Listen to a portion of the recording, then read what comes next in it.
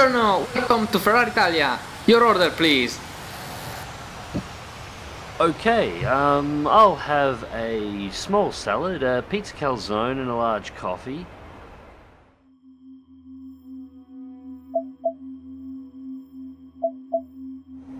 G'day ladies and gents, and welcome back to DCS World News with Mags, and it is the 12th of December 2017. We are in the final month before New Year's. Christmas is coming up. This is always the rush period for DCS. Now, at this point, we have a little bit of a window still left for potential module releases, but I will say at this point I'm not really holding my breath for them. That said, there has been a lot of activity over the last few weeks with new modules and many new announcements. So, since we're starting off in the Harrier for the video today, let's kick off with Razbam. Now, Razbam has, of course, released the AV8B Harrier 2 in early access, and it is now in the hands of the public. Razbam, of course, is hard at work at the moment, making sure it gets any and all updates it needs, along with working on their upcoming MiG-19 module, which from the screenshots and information we've had released via Razbam's Facebook, seems to still be in the art phase prior to entering coding, and it looks absolutely fantastic.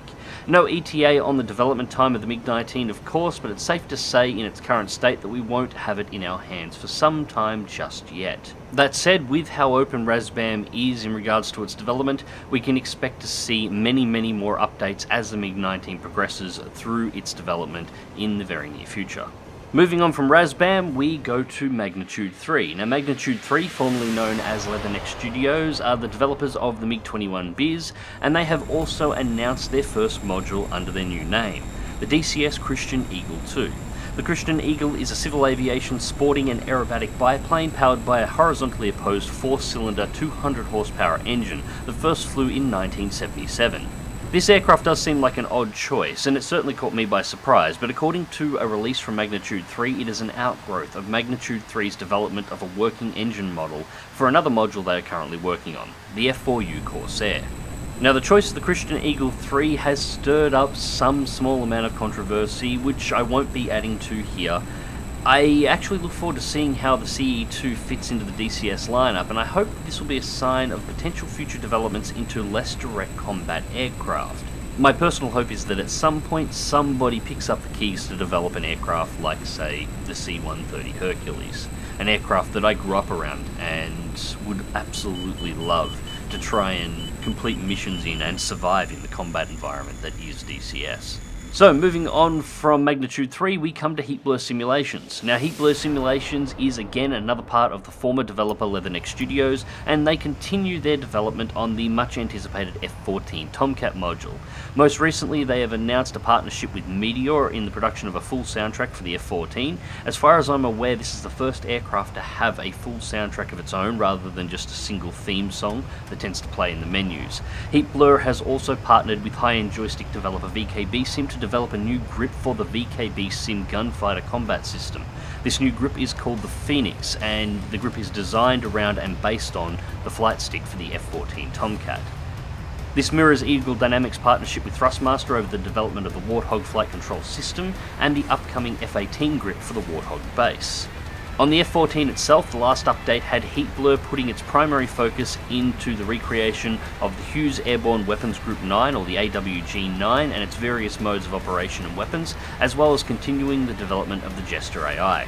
Still no indication on when the F-14 will be ready, but I, like everybody else, hopes that it will be sooner rather than later. So next up we have Belson Tech. Now, Belson Tech is of course hard at work on the development of the Mi-24 Hind and the F4E Phantom modules announced only a few months back. While I have no current information on the status of the Hind, the Phantom is currently in the coding stage of development. With the internal and external lights, oxygen system, landing gear, standby altitude and altitude director indicators, horizontal situation indicator, radar altimeter, fuel system, hydraulics, radio and TAC can coded, and part of the pneumatic system also coded. Belson Tech has also announced that the F4E will enter early access with only basic capabilities. This means only basic multi-crew and no advanced weaponry for the early access phase. No ETA on when the aircraft will be ready for early access, but it seems to be moving along quite well at this time. Next up we have a brief announcement from Avio Dev. They have announced that they are close to releasing the CC version of the C101 module, although no exact date has been announced currently. And from there we move on to Eagle Dynamics themselves, and they have a hell of a long list here. Now, I had a chance to speak briefly with Matt Wagner, also known as Wags, about some of these projects, so we'll start off with their most recent announcement. Eagle Dynamics has, of course, most recently announced the development of the Yak-52 module. The Yak-52 is, of course, a Russian primary trainer aircraft which first flew in 1976. Developed from the Yak-50, the Yak-52 is powered by a 360 horsepower 9-cylinder radial engine with a top speed of around 285 kilometers an hour. As a first-stage military pilot trainer, the Yak-52 is an aircraft that all Russian pilots would be familiar with. Any Russian jet fighter pilot will have cut their teeth in the cockpit of a Yak-52 before progressing to an L-39, and then assuming they pass all tests, would then transfer onto type training. Now, as we already have the L-39 trainer in DCS, at first the Yak-52 may appear to be an odd choice. However, this aircraft is also a professional contract for Eagle Dynamics. Eagle Dynamics has two parts to its business. The first part is the entertainment side of the company, which of course contains DCS World and is the side we are most familiar with. The other side of Eagle Dynamics develops professional training simulators for real-world pilots under contract.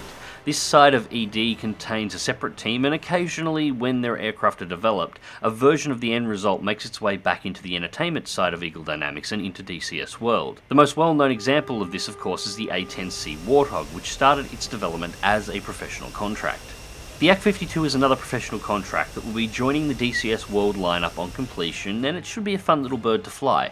Not to mention that all we need now is a full fidelity Russian jet fighter module, and we can actually progress through all stages of Russian fighter training, from first flight to type, within DCS. On top of the development of the Yak-52, Eagle Dynamics is also working on multiple map projects. First up, the Strait of Hormuz. The Hormuz map is progressing well, with the current focus on tuning the elevation mesh and the textures across the terrain. The most recent screenshots look absolutely fantastic, and I'm really looking forward to playing about in the region.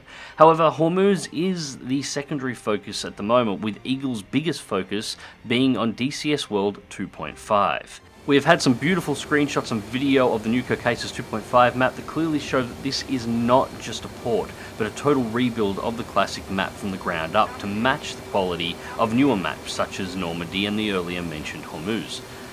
According to Wags, Eagle Dynamics is close on this one, with most of their work being in integrating the new trees for all seasons and updating all of the current missions and campaigns, going all the way back to Flaming Cliffs 3 up to the more newly released campaigns to work with the new 2.5 version of the map. And last but not least, we have the Hornet. DCS Hornet is probably one of the most anticipated modules currently in development, matching the hype for the F-14. Currently, the primary items in development include the flight model, bombing HUD, air-to-air radar, RWR, and the inertial navigation system. Once again, we have no ETA on the early access release date of the Hornet, but we have been receiving a constant flow of information from Eagle Dynamics in regards to the aircraft, and I can leave you here today with a clip of Wags tearing around in the winter snow of the new Caucasus 2.5 map in the Hornet itself. Anyways, ladies and gents, I hope you have enjoyed the updates, and thank you very much for watching. Until next time, remember to click that like button, subscribe if you want to see more, and as always, fly smart, fly safe, and I will catch you in the skies.